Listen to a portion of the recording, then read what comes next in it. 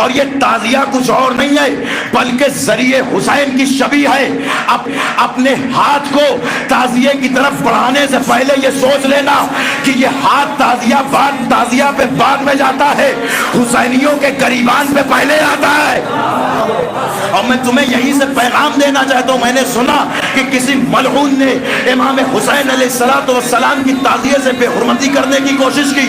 میں اس محرم کی مجلس سے، اس منبر سے کہہ رہا ہوں کہ خدا جناب عباس کے کٹے ہوئے ہاتھوں کے صدقے میں اس ملعون کے دونوں ہاتھوں کو شل کرے کہ جب ہماری زندگی کربلا ہے تو بس ہماری موت بھی کربلا ہے۔ اگر کسی نے کربلا سے چھیڑخانی کرنے کی کوشش کی، اس کا مطلب ہماری زندگی سے چھیڑخانی کرنے کی کوشش کی۔ کربلا ہماری زندگی ہے اور شبیہ کربلا بھی ہماری زندگی ہے۔ یہ بات یاد رہے، ہم اپنے دل میں کربلا کو بسائے ہوئے ہیں اور ہم کربلا نہیں پہنچ پاتے، اسی لیے کعبہ کی شبیہ ہے۔ جیسے امام باڑہ حسینیہ کی شبیہ ہے، ویسے ہی تعزیہ ذریعہ حسین کی شبیہ ہے۔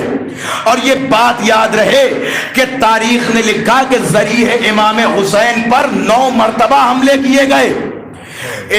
جناب امام حسین جب شہید ہو گئے تو سب سے پہلی زری جناب مختار نے امام حسین کی قبر پہ بنوائی۔ اس کے بعد منصور دوانقی نے قبر حسین پہ حملہ کیا۔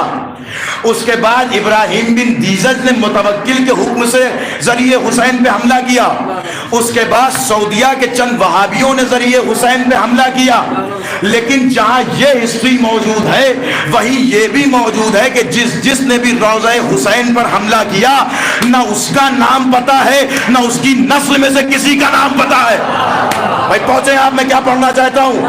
نہ اس کا نام پتا ہے نہ اس کی نسل میں سے کسی کا نام پتا ہے۔ لیکن آپ جائیے کربلا میں تو ذریعہ حسین آج بھی سونے کا گنبد جگمگا رہا ہے۔ ذریعہ حسین آج بھی جالیہ ذریعہ حسین جگمگا رہی ہے۔ اور یہ تعزیہ کچھ اور نہیں ہے بلکہ ذریعہ حسین کی شبیہ ہے۔ اپنے ہاتھ کو تعزیے کی طرف بڑھانے سے پہلے یہ سوچ لینا کہ یہ ہاتھ تعزیہ پہ بعد میں جاتا ہے، حسینیوں کے گریبان پہ پہلے آتا ہے۔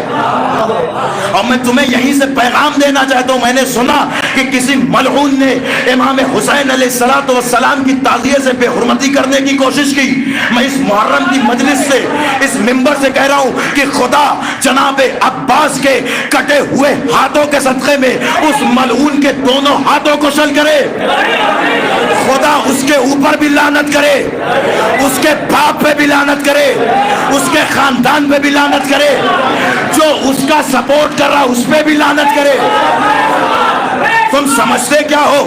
یہ تعزیہ، یاد رکھنا اس بات کو، یہ تعزیہ ہماری دلیل ہے، یہ تعزیہ ہماری حرمت ہے، یہ تعزیہ ہماری جان ہے، یہ تعزیہ ہمارا دل ہے۔ تعزیہ نہیں توڑا گیا، ہمارا دل توڑا گیا۔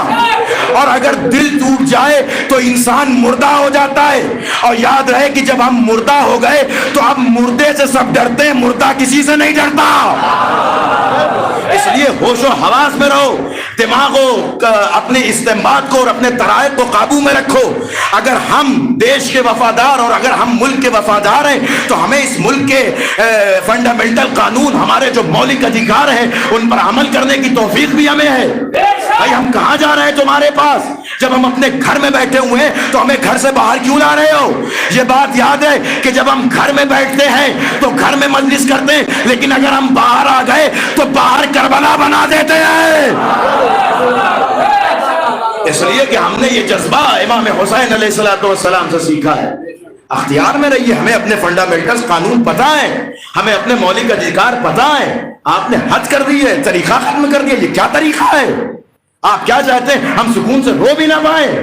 یہ 10 دن ہمارے رونے کے لیے ہے۔ میں وہ افراد جو یہاں سے وہاں گئے تھے، میں ان کی واقعاً داد و تحسین دیتا ہوں کہ خدا انہیں سلامت رکھے، لمحہ لمحہ ان کے مقام کو بلند کرے کہ جو وہاں پہنچے اور نصرت حسین میں آگے کا دشمن ہے گر زمانہ تو ہم حسینی ہے، یاد رکھنا سدا رہے گی صدائے ماتم، بہے گا سیلاب آنسوؤں کا، مٹا نہ پائے گی ہم کو دنیا، ہے ساتھ اپنے دعائے زہرا،